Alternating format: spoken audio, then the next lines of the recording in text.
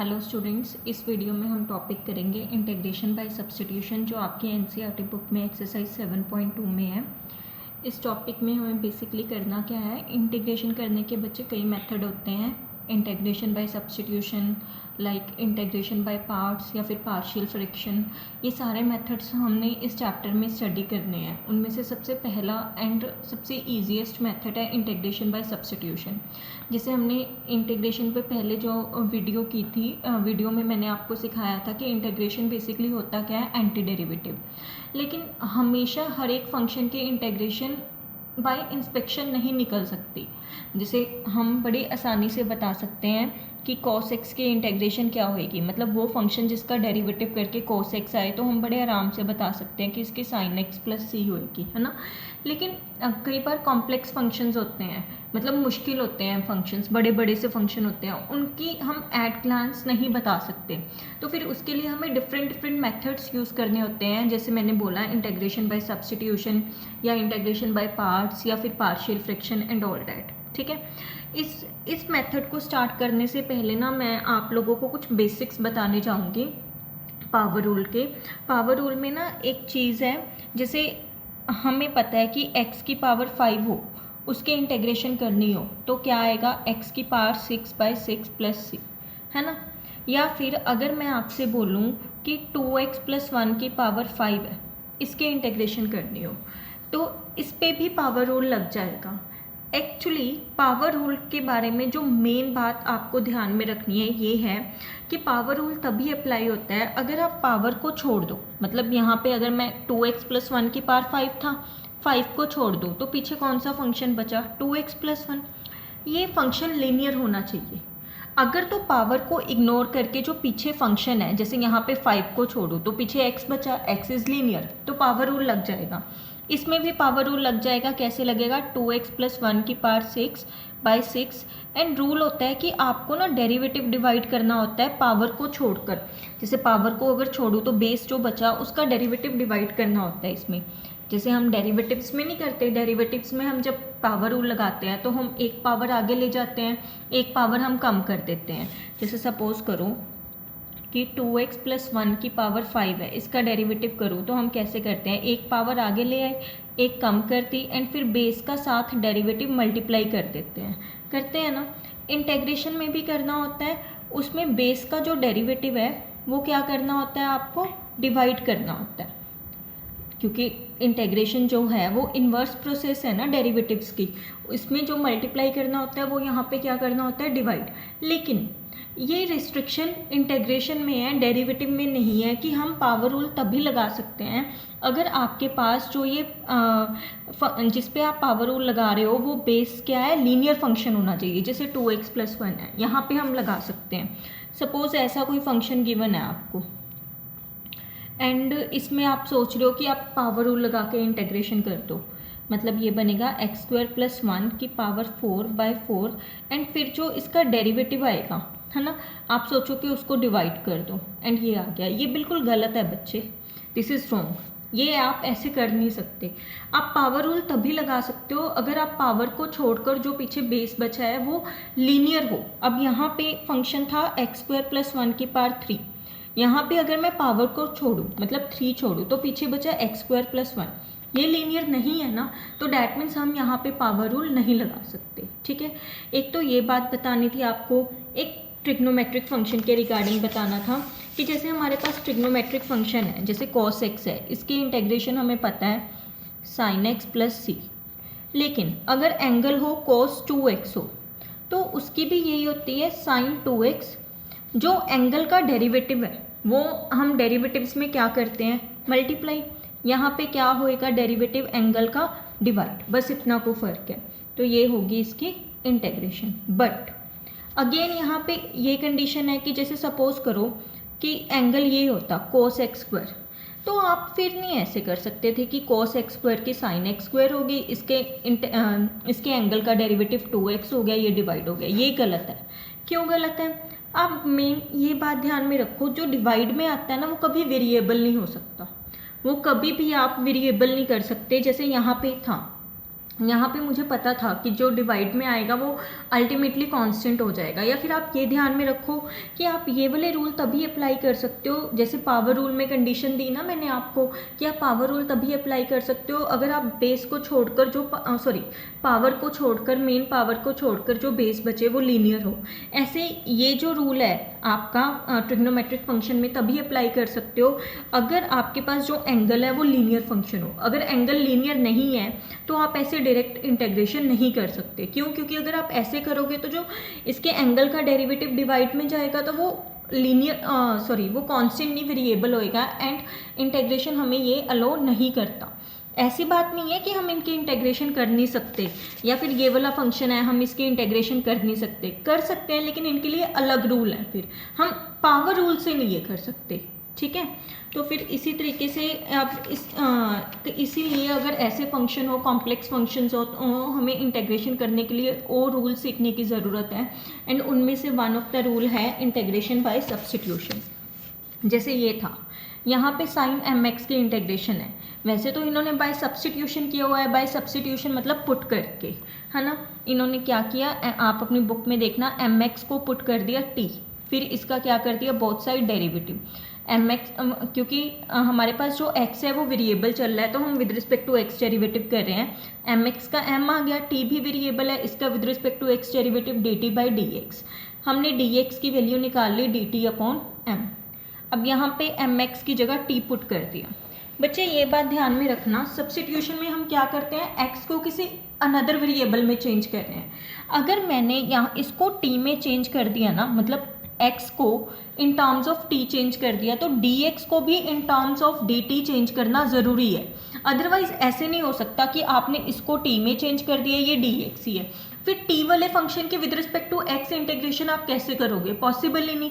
तो फिर मैंने इसको t में किया, ये sin t बन गया, तो फिर मेरे को dx की वैल्यू भी in terms of t put करनी पड़ेगी एंड dx की value in terms of t क्या है, dt ओवर है, ये मैंने पुट कर दी। और फिर मैंने आपको बताया था अगर कोई कांस्टेंट मल्टीप्लाई या डिवाइड हो रहा है तो वो इंटीग्रल के साइन से बाहर आ सकता है। m बाहर निकाल लिया, क्या रह गया, साइन टी की इंटीग्रेशन माइनस कोस टी की वैल्यू पुट कर दी mx, ये आ गया आंसर। आप इसको विदाउट सब्स्टिट्यूशन भी कर सकते थे, जैसे मैंने आपको पहले बताया, इसका एंगल तो लीनियर ही है तो फिर हमें कोई इशू नहीं है, हम सिंपली कर देते साइन की इंटीग्रेशन माइनस कोस एंगल, फिर हम एंगल का डेरिवेटिव क्या कर देते, डिवाइड, एम एक्स का डेरिवेटिव क्या आ जाता है, एम प्लस सी। आप सीधा भी कर सकते थे, अदरवाइज बाय सब्स्टिट्यूशन ऐसे होएगा। इस क्वेश्चन में तो चलो फिर भी चॉइस थी, हम विदाउट सब्स्टिट्यूशन भी कर सकते थे, लेकिन कई क्वेश्चंस में ज़रूरी हो जाता है कि हम विदाउट सब्स्टिट्यूशन क्वेश्चन सॉल्व भी नहीं कर पाते। जैसे हमारे पास सेकेंड है, 5th एग्जाम्पल का सेकेंड पार्ट, ये है क्वेश्चन, हम इसको आई मानते हैं। देखो सब्स्टिट्यूट करने का रूल क्या है वो मैं इस क्वेश्चन में बताती हूँ कि कैसे पता चलता है कि किसको सब्स्टिट्यूट करें। मेन बच्चों का क्वेश्चन यही होता है कि हमें कैसे पता चलेगा कि किसको सब्स्टिट्यूट करना है। तो उसका रूल यही है बच्चे कि आप क्या करो, आप देखो कि किसका डेरिवेटिव न्यूमरेटर में पड़ा है। जैसे यहाँ पे न्यूमरेटर में, वैसे तो देखा जाए ये सारे फंक्शन न्यूमरेटर में पड़े हैं। अब हमें पता है कि ये साइन वाला क्वेश्चन है, मेन प्रॉब्लम एंगल क्रिएट करेगा। क्यों? क्योंकि हमारे पास ट्रिग्नोमेट्रिक फंक्शन की डायरेक्ट इंटीग्रेशन तब होती है जब हमारे पास जो एंगल है वो लीनियर होता है। ये तो लीनियर है नहीं, मैं क्या करती हूँ, इसको ना टी पुट कर देती हूँ ताकि ये एंगल क्या बन जाए, लीनियर। लेकिन आप जिसको भी सब्स्टिट्यूट कर रहे हो, कुछ टी पुट कर रहे हो, ध्यान रखो कि न्यूमरेटर में उसका डेरिवेटिव पड़ा होना चाहिए, अदरवाइज आप उसको dx को dt में नहीं चेंज कर पाओगे, बहुत प्रॉब्लम आएगी। कैसे? जैसे देखो मैं ना x² + 1 को टी पुट कर रही हूँ इस टारगेट से कि इसका एंगल लीनियर हो जाए, तो फिर इसका डेरिवेटिव हमें पता है 2x होएगा एंड वो पड़ा है न्यूमरेटर में। आप इस चीज़ को ध्यान में रखकर सब्स्टिट्यूशन करनी है आपको कि आप जिसको भी टी पुट कर रहे हो, जिसको भी, ज़रूरी नहीं है टी पुट करना है, u v जो भी आप नाम दे रहे हो, नया वेरिएबल जो भी इंट्रोड्यूस करवा रहे हो, आप जिस भी टर्म को, जिस भी मैथमेटिकल एक्सप्रेशन को कुछ पुट कर रहे हो, उस मैथमेटिकल एक्सप्रेशन का डेरिवेटिव न्यूमरेटर में पड़ा होना चाहिए। अगर नहीं पड़ा होएगा तो फिर वो प्रॉब्लम क्रिएट करेगा। अब जैसे मैं इसको टी पुट कर रही हूँ, फिर बोथ साइड क्या कर देती हूँ, derivative with respect to x, क्या आएगा 2x, क्योंकि 1 का तो 0, इसका dt ओवर dx, तो 2x dx की वैल्यू क्या होगी, dt। तो फिर ये मेरे पास आई क्या बन गया, देखो ये साइन, साइन तो साइन ही रहेगा, इसको मैंने किस में, इसको एक्स स्क्वायर प्लस 1 को मैंने क्या पुट कर दिया, टी, ठीक है। अब ये 2x इंटू डी एक्स, इसकी value 2x into d x की वैल्यू क्या आ गई, डी टी। देखो ये पूरा integral in terms of x था, लेकिन आफ्टर सब्सटीट्यूशन ये पूरा किस में चेंज हो गया, t। एंड ये ज़रूरी है, आफ्टर सब्सटीट्यूशन आप अगर x को t में चेंज कर रहे हो तो सारा का सारा इंटेग्रल t में चेंज होना चाहिए। ऐसे नहीं हो सकता कि कुछ वैल्यूज़ आपकी x में पड़ी हैं कुछ t में पड़ी हैं, वो गलत हो जाएगा।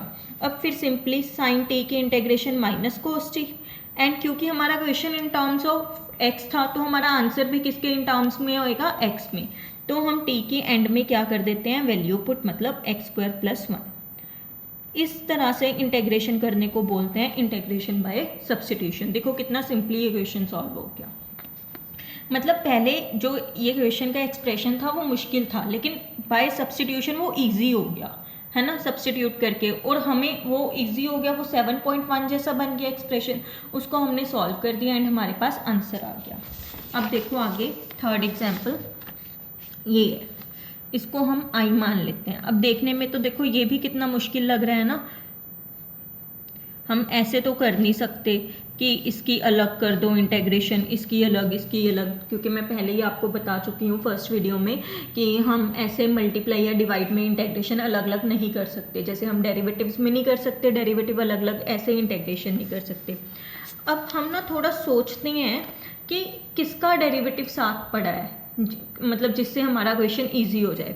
अगर आप थोड़ा सा ध्यान से सोचो, अगर मैं tan x को t पुट कर दूँ, tan x का डेरिवेटिव क्या होता है, सेकेंड स्क्वायर x, वो साथ पड़ा है। देखो मैं क्या करती हूँ, put tan root x equal to t, क्योंकि अगर मैं इसका डेरिवेटिव करूँ, फिर एक बात याद रखना, सब्स्टिट्यूशन के बाद डेरिवेटिव वाला स्टेप कंपलसरी है, क्योंकि विदाउट डेरिवेटिव dx dt में चेंज नहीं होएगा एंड dx को dt में चेंज करना कंपलसरी है।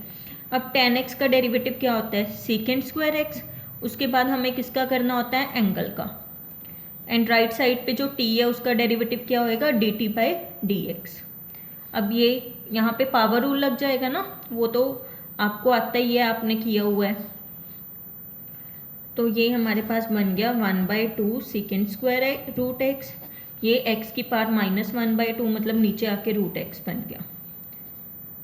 मैं क्या करती हूँ, कांस्टेंट को उस तरफ ले जाती हूँ। कांस्टेंट की मत टेंशन लिया करो अगर कांस्टेंट एक्स्ट्रा आ भी गया, क्योंकि कांस्टेंट तो हमें पता है इंटेग्रल के साइन से बाहर ही निकल जाएगा।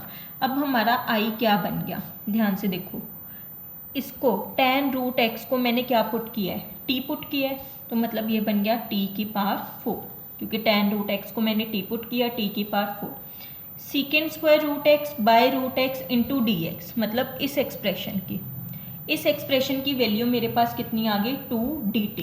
तो फिर यहाँ पे मैंने क्या पुट कर दिया, 2dt। देखो ये कितना मुश्किल एक्सप्रेशन था, देखने में मुश्किल था ना, लेकिन सब्स्टिट्यूशन की हेल्प से ये सारी कैलकुलेशंस करके ये एक्सप्रेशन कितना इजी हो गया।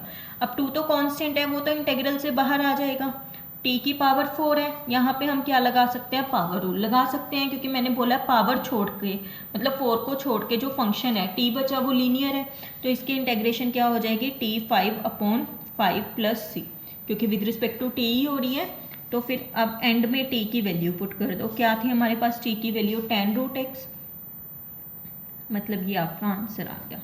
अगर आप आंसर वेरीफाई करना चाहो वो कैसे कर सकते हो, आप इसका डेरिवेटिव करके देखो, रफ में इसका डेरिवेटिव इसके इक्वल आना चाहिए। अगर इस जो आपके पास आंसर आया है अगर उसका डेरिवेटिव इसके इक्वल आ रहा है तो दैट मीन्स आपके इंटेग्रेशन बिल्कुल सही है। अब देखो नेक्स्ट फोर्थ क्वेश्चन है, इसमें लेट आई इज दिस, बस डेरिवेटिव का ध्यान रखा करो कि आप जो पुट कर रहे हो उसका डेरिवेटिव साथ में पड़ा है। अब देखो इसमें मैं साइन को तो कुछ नहीं पुट करूंगी, क्यों, क्योंकि साइन का डेरिवेटिव होता है कोस, वो साथ में नहीं पड़ा। tan इनवर्स x, एंगल को पुट कर देती हूँ, क्योंकि मुझे पता है tan इनवर्स x का डेरिवेटिव होता है 1/1 प्लस एक्स स्क्वायर, आपने किया हुआ है 5th चैप्टर में, वो साथ में पड़ा है। तो हम क्या करेंगे, put tan inverse x equal to t। ज़रूरी नहीं है वेरिएबल का नेम t रखना है, u v w x y z, sorry x तो नहीं यूज़ करना क्योंकि x ऑलरेडी यहाँ पे यूज़ हो रहा है, तो आप कोई भी नेम यूज़ कर सकते हो।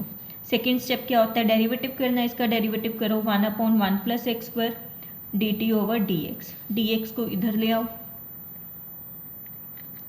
तो डैट मीन्स ये इंटेग्रल क्या बन गया, साइन tan इनवर्स x की जगह हम क्या लिखेंगे t एंड dx/1 + x², इसकी वैल्यू क्या आ गई dt। देखो कितना मुश्किल इंटेग्रल था, कितना इजी हो गया। इसकी integration -cos t + c, t की वैल्यू पुट कर दो, t की वैल्यू क्या है ऊपर से tan इनवर्स x, ये हमारे पास आ गया आंसर। फॉर वेरिफिकेशन आप इसका डेरिवेटिव करके देखना, यही बन जाएगा। ठीक है, ऐसे ही बच्चे आपके पास आगे ना कुछ रिजल्ट्स हैं, आपको ना ये याद रखने हैं, आपकी बुक में गिवन है ये 4 रिजल्ट्स। ठीक है, tan x की इंटेग्रेशन ये होती है, log secant x, cot x की ये होती है। अगर आप 7.1 के फॉर्मूलाज में देखो, उसमें सिर्फ sin x के लिए इंटेग्रेशन बता रखी थी कि sin x की ये होती है -cos x and cos x की, tan x, cot x, secant x, cosecant x, इनकी इंडिविजुअल इंटेग्रेशन बता ही नहीं रखी थी। क्यों नहीं बता रखी थी, क्योंकि उनके प्रूफ्स में यूज़ होता है मेथड इंटीग्रेशन बाय सब्स्टिट्यूशन, तो फिर इसलिए उन्होंने नहीं बता रखी थी। आप इनके प्रूफ्स भी कर सकते हो, मैं एक का प्रूफ बता देती हूँ, जैसे tan x का, बहुत सिंपल है।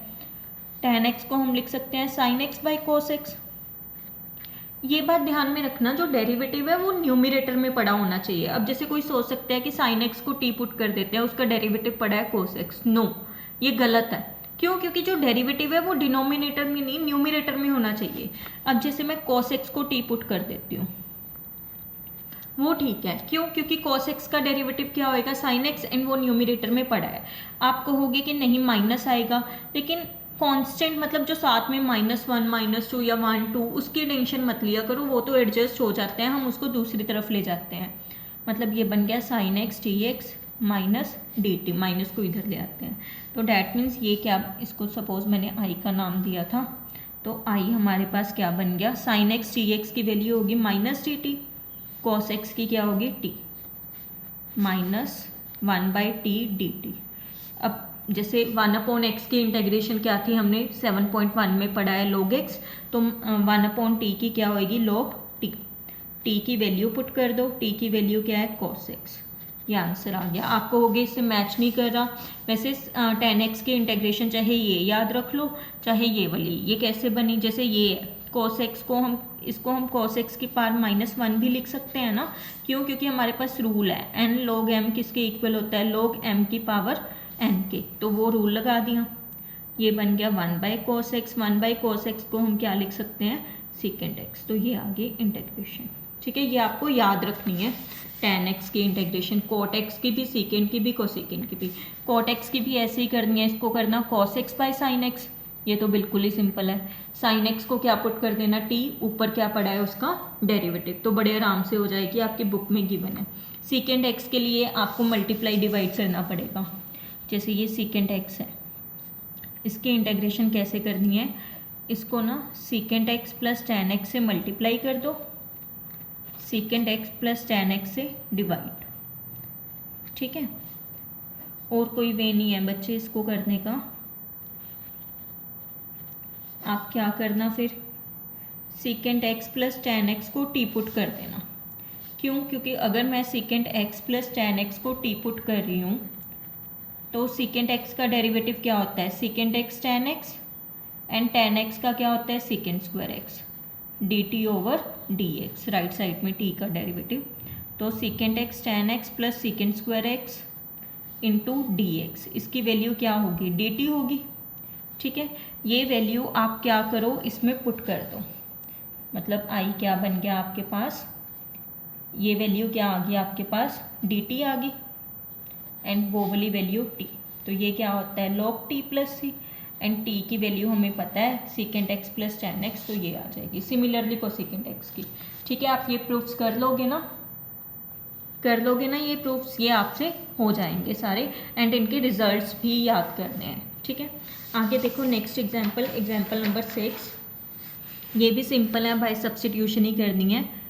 बस आप देखो इस चैप्टर में 11 पता नहीं 12 एक्सरसाइजेज हैं, and with each exercise integration का लेवल थोड़ा मुश्किल होता जाएगा, एंड ऐसे नहीं है, डेरिवेटिव्स में ना ये था कि अगर आपको प्रोडक्ट रूल पता है एंड दो फंक्शंस मल्टीप्लाई हो रहे हैं तो चाहे कितने भी मुश्किल क्वेश्चन ना क्यों ना हो, आप प्रोडक्ट रूल लगाओ, आपका क्वेश्चन हो जाएगा। ऐसे ही अगर डिवाइड हो रहे हैं दो फंक्शन, चाहे कितना भी मुश्किल क्वेश्चन क्यों ना हो, अगर आपको क्वेश्चन रूल पता है तो आप बड़े आराम से डेरिवेटिव कर सकते हो। लेकिन इंटेग्रेशन में ऐसे नहीं होता बच्चे। इंटेग्रेशन में ना फंक्शन की टाइप देखकर आपको क्वेश्चन सॉल्व करना पड़ता है। ज़रूरी नहीं है कि अगर मतलब दो फंक्शन मल्टीप्लाई हो रहे हैं तो वो पक्का आगे आता है एक रूल, मल्टीप्लाई हो रहे हो तो इंटेग्रेशन के लिए होता है इंटेग्रेशन बाय पार्ट्स, कि वो पक्का इंटेग्रेशन बाय पार्ट से हो ही जाएंगे। नहीं, एक्चुअली इंटेग्रेशन जो टॉपिक है वो फंक्शन की टाइप पे डिपेंड करता है, तो इंटेग्रेशन का क्वेश्चन थोड़ा सोच के करना होता है एंड कोई मुश्किल नहीं है। अगर आप देखो, ध्यान से करो विद प्रैक्टिस, क्वेश्चन को देखकर 1 मिनट में आपको समझ में आ जाएगा कि हाँ ये कौन सी टाइप का क्वेश्चन है, ये किस तरह से सॉल्व होगा। इसमें पार्शियल फ्रैक्शन लगेगी क्या, कि इंटेग्रेशन बाय सब्स्टिट्यूशन लगेगा, कि इंटेग्रेशन बाय पार्ट्स लगेगा, ये बड़े आराम से देख के पता चल जाता है, लेकिन उसके लिए आपको प्रैक्टिस करनी होगी। अब जैसे ये क्वेश्चन है, अब इसमें ये ऐसे तो है नहीं कि मैं साइन क्यूब की अलग कर दूँ, कोस स्क्वायर की अलग कर दूँ, ये गलत है, ठीक है। अब इसको मैं क्या करती हूँ, एंड हाँ एक बात और, अगर ना कई स्टूडेंट ऐसे सोचे साइन क्यूब एक्स है, इस पे हम पावर रूल लगा देते हैं, वो ऐसे करें, है ना, फिर कहें साइन एक्स का डेरिवेटिव डिवाइड हो जाएगा नीचे, ये बिल्कुल गलत है बच्चे। आप पावर रूल नहीं लगा सकते इस पे, वही बात, क्योंकि मैं बोल चुकी हूँ पावर रूल तब लगता है अगर आपके पास पावर को छोड़कर जो फंक्शन हो वो लीनियर हो। अगर 3 छोड़ो तो पीछे क्या बचेगा, साइन एक्स। क्या साइन एक्स लीनियर फंक्शन है? नहीं, कोई भी ट्रिग्नोमेट्रिक फंक्शन लीनियर नहीं होता, इसलिए इस पे आप पावर रूल नहीं लगा सकते। इसकी इंटीग्रेशन कैसे करनी है, हाँ वो हम सीखेंगे, लेकिन पावर रूल नहीं लगेगा इसमें। पावर रूल तभी लगेगा अगर आपके पास पावर को छोड़कर जो बेस बचता है वो लीनियर हो। अब देखो इसको कैसे करना है, हम क्या करते हैं, इसमें sine square x cos square x sine x ऐसे लिख लेते हैं। साइन स्क्वायर एक्स को लिख लेते हैं 1 minus cos square x, cos square x sine x. अब इसमें क्या करते हैं, हम कॉस एक्स को टी पुट कर देते हैं। अब हमें पता है कॉस एक्स का डेरिवेटिव क्या है, minus sine x. Right side में डेरिवेटिव करेंगे D T over D x, तो ये साइन एक्स टी एक्स क्या हो गया, माइनस उधर चला जाएगा, माइनस टी टी। अब देखो जो हमारा एक्सप्रेशन है आई, इसमें ये वैल्यूज़ पुट करते हैं। अब मैंने कॉस एक्स की जगह क्या पुट किया है, टी, तो यहाँ पे लिखेंगे 1 minus T square. Cos x की जगह टी, ये टी स्क्वायर बन गया। साइन एक्स टी एक्स की वैल्यू क्या होगी, माइनस डी टी। माइनस तो चलो चाहे मल्टीप्लाई कर दो, ये टी स्क्वायर माइनस 1 हो जाएगा, टी स्क्वायर डी टी, ये बन गया T4 minus T square D T. अब इसको हम जैसे हम 7.1 में करते थे अलग अलग कर सकते हैं। अब यहाँ पे हम क्या लगा देंगे, पावर रूल। मतलब इंटेग्रेशन बाय सब्स्टिट्यूशन क्या करता है, हमारे मुश्किल इंटेग्रेशन को भी क्या कर देता है, सिंपल। टी की वैल्यू पुट कर देंगे कॉस एक्स, तो ये आ गया आपका आंसर, ठीक है। ये हमने क्वेश्चन सॉल्व कर दिया। अब देखो नेक्स्ट, देखो ये बड़ा इंपॉर्टेंट क्वेश्चन है एंड डिफरेंट भी है ये। इसको हम आई मान लेते हैं, लेट आई इज दिस। इसमें ना हम एंगल को, ये एक अलग टाइप का क्वेश्चन है, मैं जैसे पहले भी बोल चुकी हूँ कि इंटेग्रेशन में मतलब टाइप्स होती हैं क्वेश्चंस को सॉल्व करने की वाली, ये एक अलग टाइप का क्वेश्चन है। इस टाइप के क्वेश्चन कैसे सॉल्व करते हैं, एंगल सेम करके। मतलब जैसे x प्लस ए है, ऊपर भी मैं x प्लस ए बनाने की कोशिश करती हूँ। मैं क्या करती हूँ, एंगल में a अपनी तरफ से ऐड किया, अगर अपनी तरफ से ऐड किया है तो क्या करना पड़ेगा, अपनी तरफ से सब्ट्रैक्ट भी। अब सपोज ये a है, ये b है, तो यहाँ पे साइन a माइनस बी का फॉर्मूला लगाओ। साइन a माइनस बी का फॉर्मूला आपने ट्रिग्नोमेट्री में पढ़ा है +1 में, sine a cos b minus cos a sine b, ठीक है। तो ये बन गया sine x plus a cos a minus cos x plus a sine a divide by sine x plus a. फिर हम क्या करते हैं, अलग अलग कर लेते हैं। एक बार sine x plus a cos a by sine x plus a, एक बार minus cos x plus a sine a by sine x plus a, ठीक है। फिर अलग अलग कर लेते हैं इंटीग्रल। इसके साथ ये तो कैंसिल हो गया, cos a dx माइनस ये cot x plus a sin a, ठीक है। अब क्योंकि इसका एंगल कांस्टेंट है, अगर एंगल कांस्टेंट हो तो पूरा का पूरा ट्रिग्नोमेट्रिक फंक्शन क्या हो जाता है, कांस्टेंट। ये तो हमने +1 में भी किया हुआ है, तो यहाँ पे 1 बच गया, cos से बाहर निकाल लिया। ऐसे ही यहाँ से sin a को बाहर निकाल सकते हैं क्योंकि इसका एंगल कांस्टेंट है, तो डैट मीन्स ये क्या हो गया, कांस्टेंट। बच गया cot x प्लस से। अब 1 की इंटेग्रेशन x होएगी, है ना, क्योंकि किसका डेरिवेटिव करें विद रिस्पेक्ट टू x की, माना जाए x का, है ना, माइनस साइन ए, कोट की इंटेग्रेशन अभी अभी हमने की थी log साइन x प्लस है। ये रिजल्ट आपको याद रखना पड़ेगा। कोट की इंटेग्रेशन अभी अभी मैंने बताया था ना आपको कि रिजल्ट्स हैं, आपकी बुक में भी है कि कोट x की इंटेग्रेशन क्या होती है, log साइन x प्लस सी। वो रिजल्ट मैंने यहाँ पे क्या कर दिया, अप्लाई कर दिया, ये आंसर आ गया। इसमें विदाउट सब्सटीट्यूशन ही हो गया ये क्वेश्चन। आपका क्वेश्चन तब खत्म हो जाएगा जब आपके इंटेग्रेशन का सिंबल खत्म हो गया। एंड इंटेग्रेशन का सिंबल कब खत्म होएगा, जब आपकी इंटेग्रेशन सॉल्व होएगी। जब तक आपकी इंटेग्रेशन सॉल्व नहीं होती, जैसे इस स्टेप में सॉल्व नहीं हुई या इस स्टेप में सॉल्व नहीं हुई, जब तक सॉल्व नहीं होती वो सिंबल चलता रहेगा। सिंबल तब खत्म होएगा जब आपकी इंटेग्रेशन होगी। अगर आप कोई कैलकुलेशंस कर रहे हो, मैथमेटिकल कैलकुलेशंस कर रहे हो, तो आपको सिंबल साथ में चलाना ही पड़ेगा। जैसे डेरिवेटिव में है, अगर हम कोई कैलकुलेशंस कर रहे हैं, सिंप्लीफिकेशन कर रहे हैं, तो डेरिवेटिव का सिंबल साथ चलता रहता है। डेरिवेटिव का सिंबल खत्म तभी होता है जब आपका डेरिवेटिव हो जाता है। ऐसे ही इंटेग्रेशन में। अब आपके पास थर्ड एग्जाम्पल है, आपकी लास्ट एग्जाम्पल 7.2 की। इसको हम मान लेते हैं i, tan x है। अब इसको हमने क्या करना पड़ेगा, एक्सप्रेशन को सिंप्लीफाई। पहले tan को क्या लिख लें, साइन अपॉन कॉस, ये इंपॉर्टेंट एग्जाम्पल है वैसे। फिर क्या ले लेते हैं, एलसीएम। जब आप एलसीएम ले लोगे cos x नीचे आएगा, उसको मैंने ऐसे लिख दिया, ठीक है। इसमें अगर आप ध्यान से सोचोगे ना, सब्स्टिट्यूशन करने का कोई फ़ायदा ही नहीं है। आप ट्राई करके देखना, अगर आप सब्स्टिट्यूशन करोगे, जैसे साइन एक्स को टी कर रहे हो, ठीक है, ऊपर उसका डेरिवेटिव पड़ा है, लेकिन इस cos x का क्या करोगे, फिर ये नहीं सिंप्लीफाई होएगा। cos x को टी पुट करने का फ़ायदा नहीं, क्योंकि इसका डेरिवेटिव नहीं पड़ा, तो ये सब्स्टिट्यूशन से नहीं होएगा क्वेश्चन। इसको कैसे करना है, आप ना ऐसे करो, इस ये क्वेश्चन थोड़ा सा ट्रिकी है। इसको 2 से मल्टीप्लाई किया, डिवाइड किया।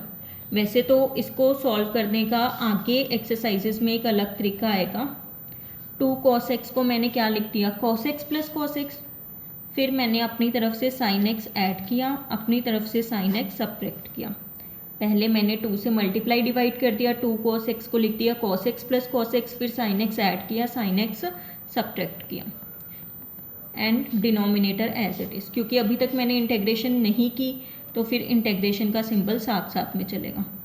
अब मैं ये 2 टर्म्स को एक ब्रैकेट में कर रही हूँ, एंड ये जो 2 टर्म्स बची इनको एक ब्रैकेट में कर रही हूँ। अब क्या करो, आप अलग अलग कर दो,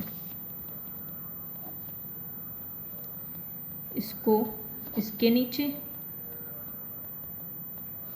एंड इसको इसके नीचे। इसका क्या फ़ायदा है आपको अभी समझ में आ जाएगा। अब देखो, ये तो कैंसिल ही हो गया, 1/2 1 dx बचे, 1/2 इससे भी मल्टीप्लाई होएगा ना, 1/2 cos x minus sine x upon cos x plus sine x. अब देखो, ये इंटेग्रल तो सिंपल है, ये तो सिंपली सॉल्व हो जाएगा, 1/2 x, क्योंकि 1 की इंटेग्रेशन x होती है। ये भी बच्चे सिंपल है इंटेग्रल। अगर आप ध्यान से देखो, अगर मैं न्यूमरेटर को, मोस्टली ना न्यूमरेटर को ही टी पुट करते हैं। किसको टी पुट कर दें, सॉरी न्यूमरेटर को नहीं, सॉरी डिनोमिनेटर को, मोस्टली डिनोमिनेटर को ही टी पुट करते हैं। अगर न्यूमरेटर डिनोमिनेटर में चॉइस हो किसको टी पुट करना है, तो डिनोमिनेटर को करते हैं मोस्टली, नॉट ऑलवेज, मोस्टली। देखो cos x plus sign x को आप टी पुट करो, तो ध्यान से देखो ऊपर उसका डेरिवेटिव पड़ा है, क्योंकि cos x का डेरिवेटिव माइनस साइन x का cos x, ये है minus sine x plus cos x, right side पे dt ओवर dx, तो ये बन गया cos x minus sine x dx equal to dt।